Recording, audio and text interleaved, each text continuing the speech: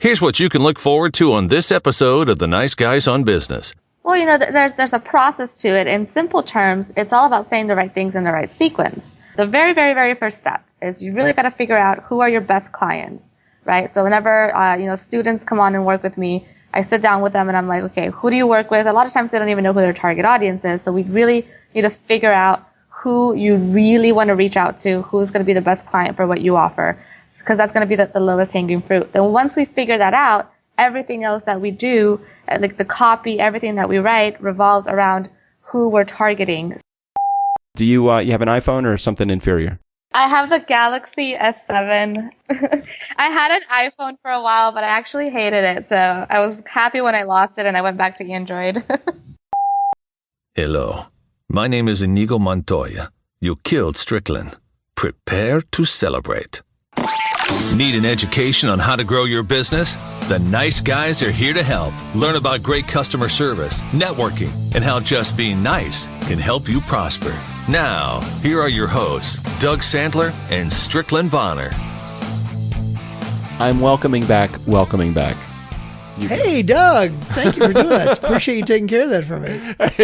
Well, you were busy drinking. Wait a minute, hold on. See, here's my rum and coke. Rum and You're coke. drinking your Paloma so early in the morning. The morning. Before me, did you know what a Paloma was? No idea. And you know what? Since I still don't give a shit. Wow. Okay. We do have an interview today. Focus, guys. Focus. I'm not going to play it again. I'm already beating that dead horse of Mar and the drop, and I don't want to burn it out because it's so goddamn fun. Hey, Strick, remember when I said I'm going to let you handle this so we can stay on track for this introduction so we don't go off topic? We haven't even gotten on topic yet, and we're already 60 seconds in, so I'm going to let you start. Jimena Cortes. If you don't know what you're doing with LinkedIn, Jimena can help you. If you think you know what you're doing with LinkedIn, you don't. You need to talk to Jimena. Jimena-Cortes. No, I'm sorry. That's her. That's wait. That's on her website. I'm on her website and I'm looking at the wrong thing. It's Jimena Cortes. Jimena Cortes. You know, I'm looking at it. I can't say it. You know what we're going to do? JimenaCortes.com is the website. We're going to put a link in the show notes just because Strickland has completely butchered the, you got it. I have. She is a speaker and she knows LinkedIn. She knows how to work it. She knows how to get leads. She knows how to make it happen. Well, that is the master of her domain. She is the master she's an expert in lead generation, SEO. She's a professional speaker. Really good connector. That is where she has really made her inroads is making sure that people understand how to generate leads. She does it through LinkedIn using the search mechanism. She's got a whole system in place and pretty cool. I mean, really interesting interview. Very neat system that she's put together. And I was very interested in hearing more about how she's created an additional 6 figures in her. Can you imagine adding 6 figures to your income, Strick? That would be amazing. That would be the first 6 figures you've added to your income. Exactly. I would. And you know where she lives? No, I don't know where she lives. How do you know where she lives? Las Vegas. Oh, she lives in Vegas. Yeah. So have you had any personal experience with visiting? No, I have not. Maybe next time I go out there, I'll have to go say hi to her. Yeah, maybe so. Before we get to the interview, just a couple of quick housekeeping mentions. Hey, did we figure out? I guess we talked about this yesterday. Who won the bingo competition? Yeah, we did talk about that yesterday, as a matter of fact. Yes, but if you are listening on Overcast, please take a moment. Recommend just hit the little star button right under the little right to the left of the play button. I think it is. Let me just. You see it there on Overcast? It's right there. Let me just look. Let me look at that for a second. I think it is to the left. Let me look. I just want to see what that looks like when I hit the play button. Yeah, it's the button just to the left. Hey, funny thing, I've recommended every episode. Have you guys? If you haven't recommended every episode on Overcast, could you just do us a favor and go through all of the last, let's say, 15 or 20? It'll literally take you 60 seconds to do it. We see a direct correlation between being ranked number 1 and the amount of recommendations that we get on Overcast. So do that. Also, I understand if you guys don't want to miss any of the episode, while you're doing that. So, don't worry about it. Hold on. We'll wait. Oh, we're just going to pause. Sorry. Although, it's really not fair to the people who actually have already done the recommending that they have to listen to this music. So maybe. Oh, you know what, Strick? Yeah. That's no one. So could you please?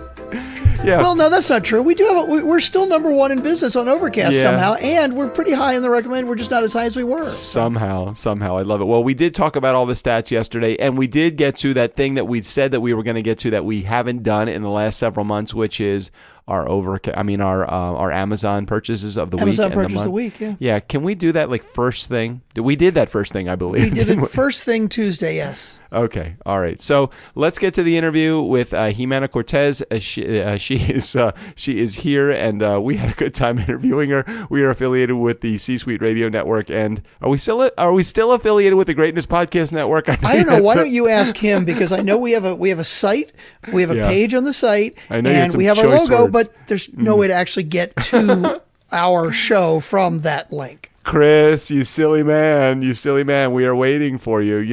We'll be patient for maybe the next 2 episodes. Chris, you know what we're hearing right now? What we're hearing? That's what we're hearing. Technical difficulties from the Greatness Podcast Network. I think that Chris should focus, don't you, Strickland? Yes, I'm not going to play the drop. I don't want to waste it. We're going to get burned out on it if I play it again. I like getting burned out really quick on things. Come on, focus, guys. Focus. Focus. We do, of course, have Mar, our executive producer, sitting in today. She's being silent as normal because, you know what, we haven't given her a moment to chime in. But I'm sure she'll be chiming in on the Tuesday and Thursday. Well, she chimed in yesterday, I know. I think she chimed in a little bit yesterday. Not a lot, but yeah, she did a little bit. She'll come back on Thursday, I promise. She'll come back tomorrow. Okay, let's get to the interview with Jimena Cortes. We are the Nice Guys on Business podcast. Let's do it right here. If you've ever been curious about the how-tos of effectively using LinkedIn, including some of the insider secrets to maximizing your potential and actually getting dollars out of this social channel, Jimena Cortes is here to share, and she is definitely an expert when it comes to lead generation, SEO. She's a professional speaker. She's an all-around. She's an excellent connector. At least what I am finding as I'm doing a little investigation on her on the internet. You know that thing that we use now? It's called the internet. Nice Guy community. Welcome, Jimena, and welcome to the Nice Guys on Business podcast. Hey, Doug. Thanks so much for having me here. It is my pleasure. I'm happy to have you here, and I'm happy to talk about a subject that I got to be honest, I really don't know a lot about. And I'm finding that's probably a pretty common, isn't like LinkedIn just the Facebook for business people? And that's kind of that's what I keep thinking. I'm thinking, okay, well, how do I use it? It's a really interesting arena, but it's one that's wrought with so much noise out there. So why don't you share with the Nice Guy community a little bit about what you do, and then we'll kind of get it a little bit more into the specifics then. Is that cool? Yeah, that's a very common thing to hear that, LinkedIn's there, it's for business, but you don't know what to do. So what most people do is just they just end up doing nothing at all. And, it's such a shame because LinkedIn is such a hidden gold mine.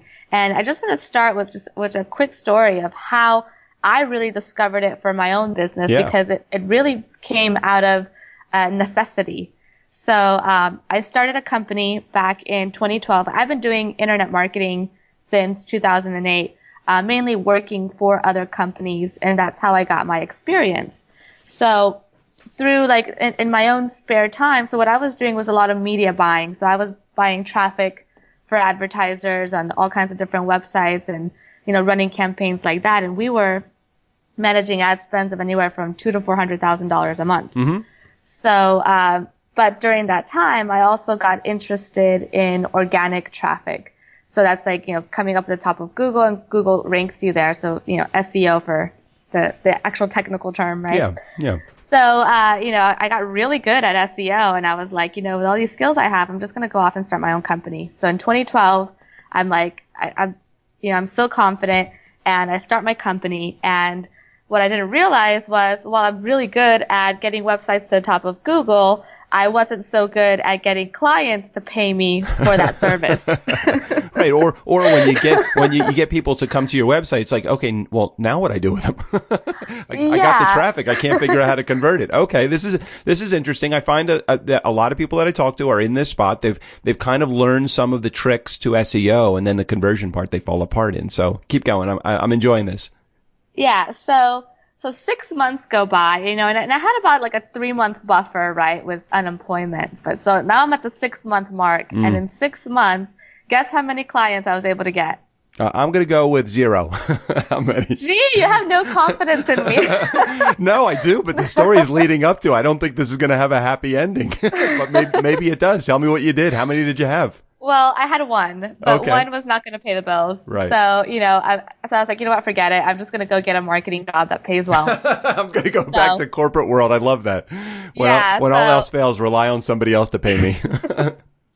Yeah, I might as well. It's a good client to have, right? But So I'm using LinkedIn, right? So I'm using all these websites to look for jobs and apply, and start using LinkedIn. And I'm like, the people that I wish I was having conversations with about their SEO campaigns, there's thousands of them here, because at the time I was targeting doctors and lawyers. And what I was doing to try to go get clients is I was going to like a lot of business networking events and things like that.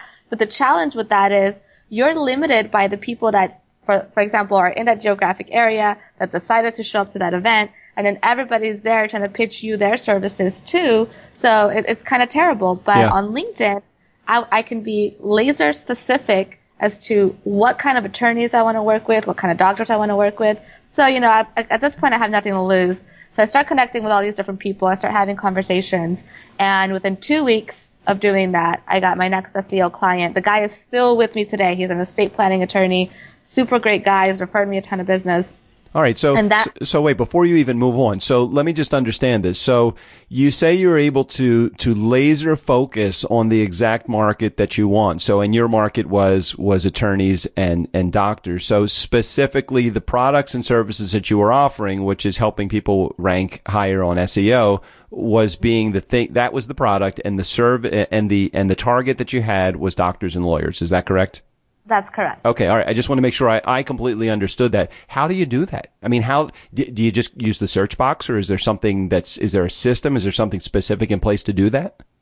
Yeah. Well, I mean, back then you could just use the regular search and it was free. Now, today, 5 years later, LinkedIn has changed a lot. So when we do this now, we use the Sales Navigator.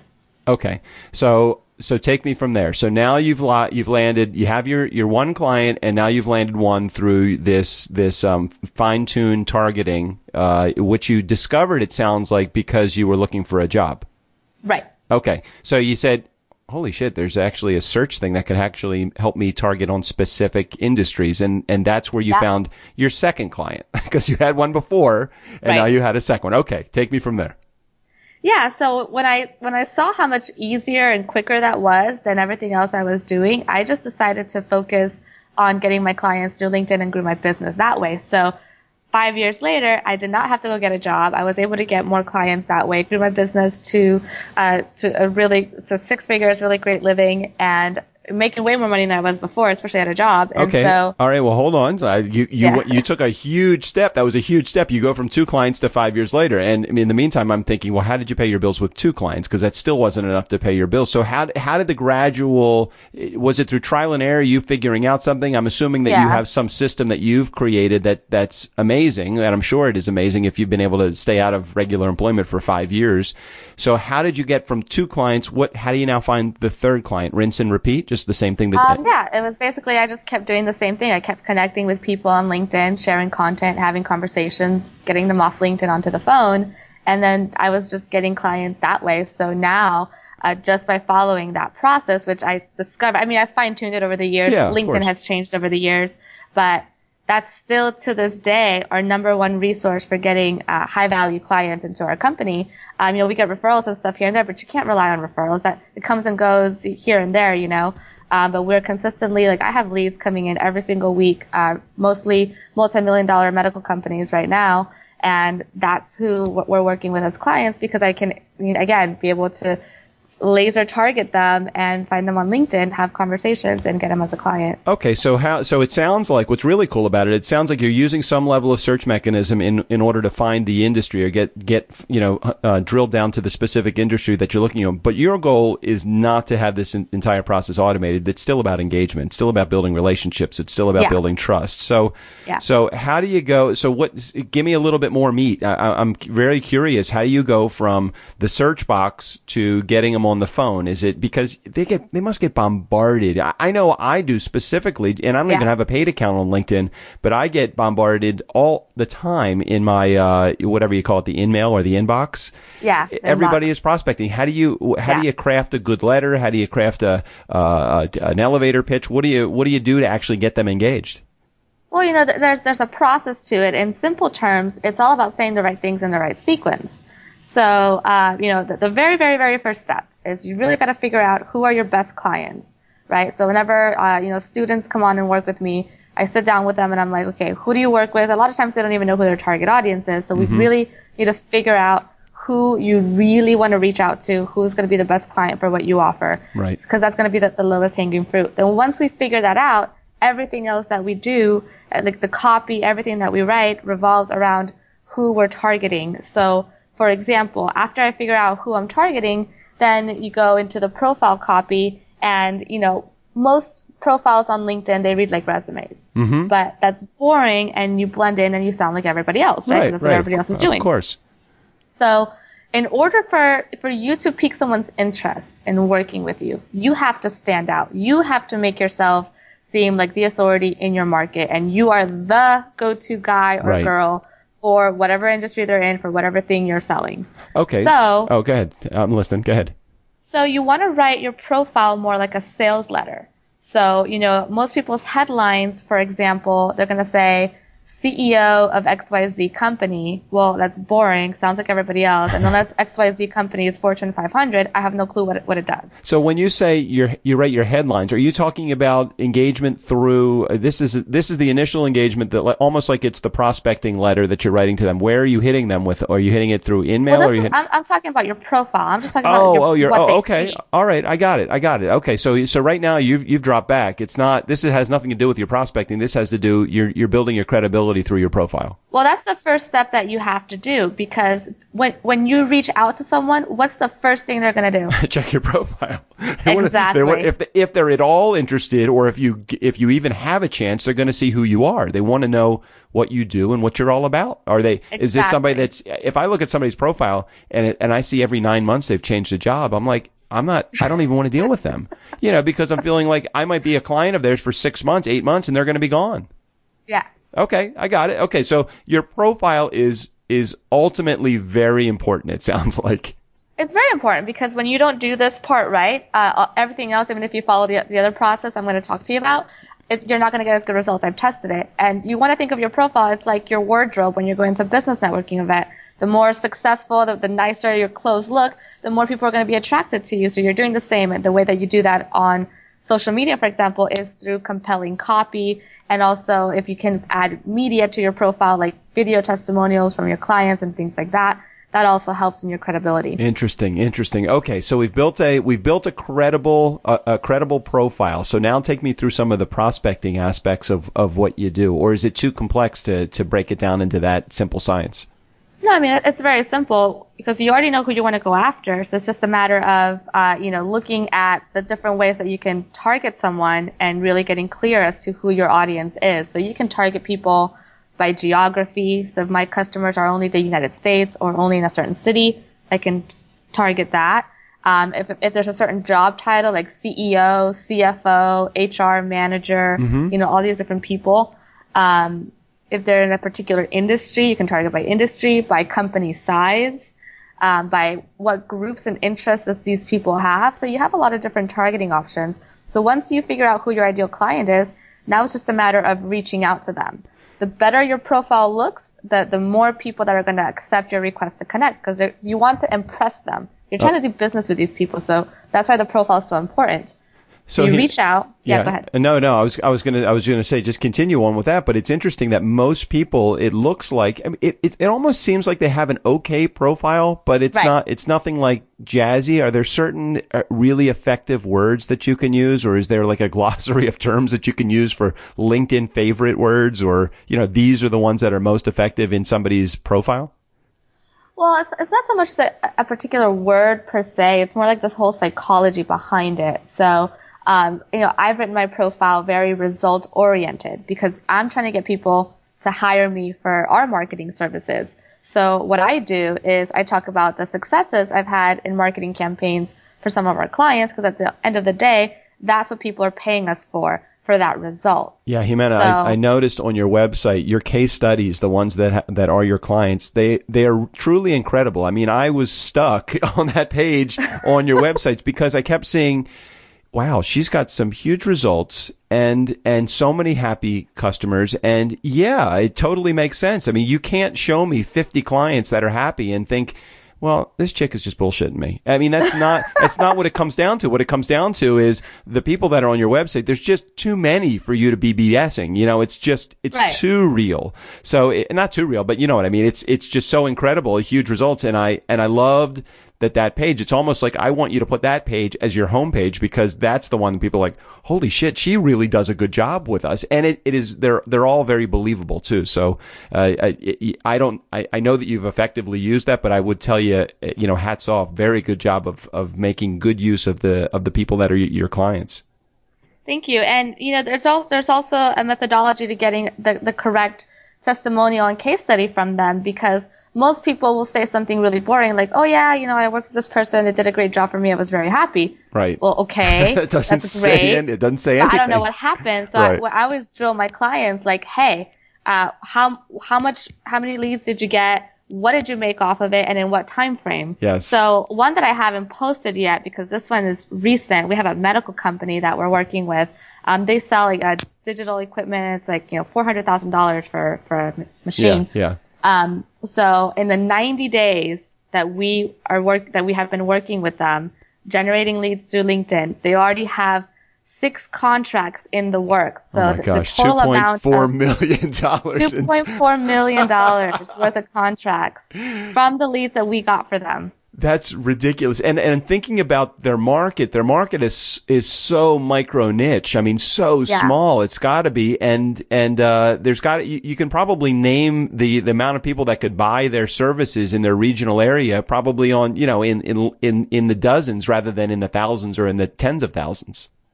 Yeah, I mean, there was a few thousand leads that we could go after for them in particular. So there will come a point where we have to stop the campaign, not because it doesn't work, just because we don't have anyone else to contact. But, it's worked out pretty good for them, I would say. Do you find, and I maybe I'm asking you a softball question here, but are you finding that in the legal and the medical profession, this is just easier than any other profession? Or is this, I don't know. Would this work for every industry? It does. And here's the thing. You have to be really clear about who your audience is. So like for me, working with certain kind of industries is just easier because I don't have to figure out their target audience. Only one type of person can buy their product, right? Okay, right, exactly. Those are really easy to do because at least we know who we're targeting. So if a campaign doesn't work, well, we have to change the copy. So the messages and the profile and all that. So that makes it simple. Where it becomes a little bit more challenging is where the target audience is really not really well defined. So when I work with like a coach or a consultant, there was one coach that we're working with that really took a long time to get the campaign up and going because we kept trying different audiences and what he thought would work didn't work. And then finally somebody that we connected with him on LinkedIn was like, hey, you should try this. And we tried that and it just went crazy. It just took off like crazy. So you hit the right formula for somebody like that had he didn't really know what he wanted when he first came to you, but you guys kind of figured it out together. Yeah, like over time. It was frustrating, but we figured it out. Do you think this will work? I mean, we have a product that is specifically for podcasters. It would seem to me that would be I've never used LinkedIn to market the stuff that we've done. Do you think that would be an easy something to hit upon? How much do you sell the product for? Oh, geez. That's a really good question. I would say somewhere between $5,000 and $10,000. Then yes, it would be very effective for that. What would be the no answer? What would be the thing that if I sold a $100 widget, that kind of thing? Yeah. Okay. Because, with our system that we've got, down over the years, we're able to generate anywhere from 10 to 20 meetings per month per client. Wow. So I like to work with clients whose service or product is, at least a few $1,000s because I know if they're paying us, what we charge, then, if we get them 10 to 20 meetings and they only close 10 to 20% of that, which is very reasonable, right, then my client is profitable. Wow. So. That's really great. That's really great. So, so what is this all about? So is there a system it sounds like it's a system that you're plugging people into that you've created? Is there a team of people that you have? Tell me the process. So somebody works with you. How does the process kind of, just in a nutshell, how does the process work? So when somebody works with us, the first step is, we get cleared on the target audience. Then they fill out a questionnaire where we ask a lot of questions about the product, their benefits, their objections, everything that we need to know to create the compelling copy. So then after that, we create the profile copy, make you stand out, be an authority, all of that. And then we create the drip messaging campaign, because that drip campaign, we're going to reach out to people for you Monday through Friday. And then the people that accept get put into a report, and then they get sent out these messages. And the purpose of these messages is to develop, the relationship. We're not going to ask for anything at first. So most people think social media or LinkedIn marketing doesn't work, because what they do is they connect with someone and they send this long sales pitch that nobody wants. Right, exactly. That's the worst thing. It's the worst thing. I just delete, Exactly. And so that's what most people do. And that's why it says it doesn't work. It's like, no, your strategy doesn't work. It's not that, the platform doesn't work. You don't work. Yeah, totally. Okay. So what happens next? So, we write those messages that pique interest, educate, and then we ask for the meeting. It's all very methodically planned out, the way that the messages are structured, right, in order to get those 10 to 20 appointments per month. And so my company is really like the appointment setter, I guess, but we're using LinkedIn to do it. It's up to the team on our side. If we hire you to actually close the deal, our services have to be legit, but your job is to set it up. Right. We open the door, you close it. Right. Wow, really cool. And how do you feel? I know it probably depends on the price of the product that somebody is selling, but what is it generally, if you had to put them all together and share some statistics, what do you think generally is the sales cycle for that? It looks like, in looking at many of your case studies, it's pretty fast. I mean, it's like under 3 months, I'm seeing some major results from a lot of your clients. Yeah, usually when we work with a client, we do at least a 3-month contract, because otherwise it's a waste of everybody's time if you're only going to do it for 1 month. The first month you probably won't get any sales. Right. Second and third month is really where, it really starts to build up. Because sometimes the campaign takes off right away and, it's great. Other times we have to go in and change a lot of things, like with that coach, for example, where we had to work with him for a while until we got it going. So yeah. Hey, are you feeling like, knowing what you know, and it sounds like you've done some networking prior to this company starting, and then you took the digital approach, are the days of the old school networking and shaking hands and building relationships through conversation, are those days kind of passé? I mean, taken over by funnels and lead generation systems? What do you think? I don't think there's really anything that will ever replace in-person human interaction. You do get so much more, and I've had a lot of great relationships that I've developed that have helped me in my business, from events and things that I've attended. Right. But I personally prefer the digital. I feel like if I was to sit down and count how much money I've made from the connections that I created through my digital, methodologies versus my in-person, I would say I've made a lot more through digital. Right. Just because I'm so targeted and all of that, and I put them through a sequence. Whereas when you meet somebody in person, it's just different. You're not putting them through the sequence. It's more like it's a conversation. Right. So with LinkedIn, especially somebody like me, I'm very young. I look younger than I am too, which is, it's a good thing if you're a woman. But yeah, you look about 17. You look and you sound about 17. I'm looking at some of those YouTube videos that you put together a couple of years ago. I said, how old was she? 12? I mean, no offense at all. You're gorgeous, but it was just like, oh my gosh, she's so young in that. And now even I can tell you're much more, your more recent videos, you are much more mature, not necessarily with your look, but your attitude. It's like, bitches, I got this. It's like, I got this down now. It's like, I can tell you have so much confidence in what you're saying, because you're not selling. You know, the beauty of what I see that you've presented on the YouTube channel that you have and the other things that you do and in your blog and everything is that you're just providing information. Listen, if anybody wants to buy your services, great. If they don't, fuck it. You know, it's like whatever. Somebody's going to buy, and I'm good at what I do, but you don't even have to say it because you know what? Your clients say it for you. And that's great. Exactly. And that's why, like, I personally prefer meeting people through digital because I can showcase all that stuff instead of being judged by the way I look, because I'm 30, but I look like I'm 22 and I sound like I'm 22. And people tell me that. So they think, oh, she can't possibly know anything because she's so young. Right. And it's like, no, actually I do know, you know. So. It is a shame. It is a shame that people, not just you, but people in general, and specifically women that probably look younger, they don't get taken seriously because of their voice.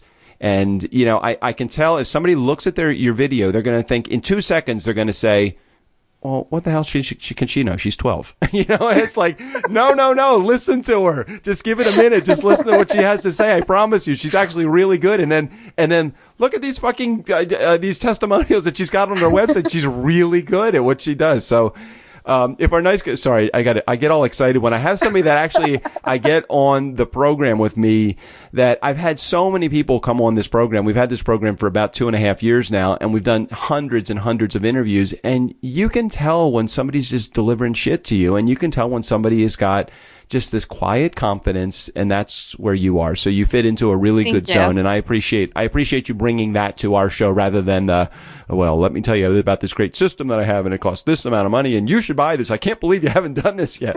Like, I don't know what the fuck I'm doing on LinkedIn. Okay, let's just face it. That's just where I am. Sorry. I promise nobody. You can't share this with any kids now that I've completely gone off the deep end here.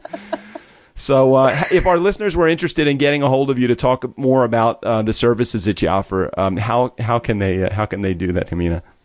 The best thing to do is just go to my website, jimenacortes.com. Right. And if you want to email me, you can contact me through there, connect with me on LinkedIn. I usually answer. So That's great. And I do apologize. I think I butchered your name about 17 times. If you can have an easier first name, Cortes, I got that one now. I think there's some confusion with the phonetic spelling of your name. I don't seem to understand the English, the alphabet. Sorry, ABCs. I got that one down. So we got your website. We'll make sure we put all your information in the show notes. Do you have time just for a personal question or two just before we conclude? Sure, no problem. All right, excellent. Do you have an iPhone or something inferior? I have the Galaxy S7. What the hell? All right, go to I had an iPhone for a while, but I actually hated it. So I was happy when I lost it, and I went back to Android. I know. I asked you when you first, Nice Guy Community, this was before I hit the record button, but when you first came on the air with me, I asked you if you had a Mac or a PC, and you said you had a PC, and I just kind of paused. I'm like, okay, well, no, not everybody can be perfect. So you have a PC and you have a Galaxy. Okay, can you go to your texting app for just a quick second? Okay, sure. Tell me, what is the last text message you either sent or received? Let me see. What was it? See that? Yeah. So what do I do with the message? Just tell me what it was. Just read it. I just said my last text was LOL and a happy face. Okay. All right. Good. You're a happy person. That's good. And go to your photo app. What is the last thing you either or you took a photo of? Okay. Let's see. Oh, I don't think this is that interesting, but it's so I was in Spain last week. And I took a photo of this fan that I bought because I bought it as gifts for my boyfriend's kids. Okay, nice. So I sent it to him to show the kids. Nice. All right, good. So you're a giving person and a fun person, as is evidenced by your text messages and your photo app. So nicely done. So I got a question for you. I would say that's accurate. Yeah, that's good. I could sense that from you. If you get an invitation in the mail, so imagine for a second you're invited to this wonderful event and you get this invitation in the mail. You know, at the bottom left-hand corner or the right-hand corner, somewhere on that invitation is usually like what the dress code would be for the party. What would be the ideal dress code for you to see on that invitation?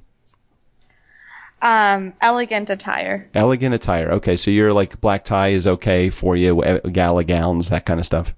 Oh, yeah. Okay. Excellent. Thank you so very much for being a part of the show. We'll make sure we put all of our information in the show notes, Jimena, and get all this great information over to our Nice Guy community. So thank you again for being on the show. Thanks for having me. It was a pleasure. Steve O'Brien, go ahead and take us out of here. For the Nice Guys on Business, I'm Steve O'Brien. Fill up your week with the Nice Guys. Have fun storming the castle, boys.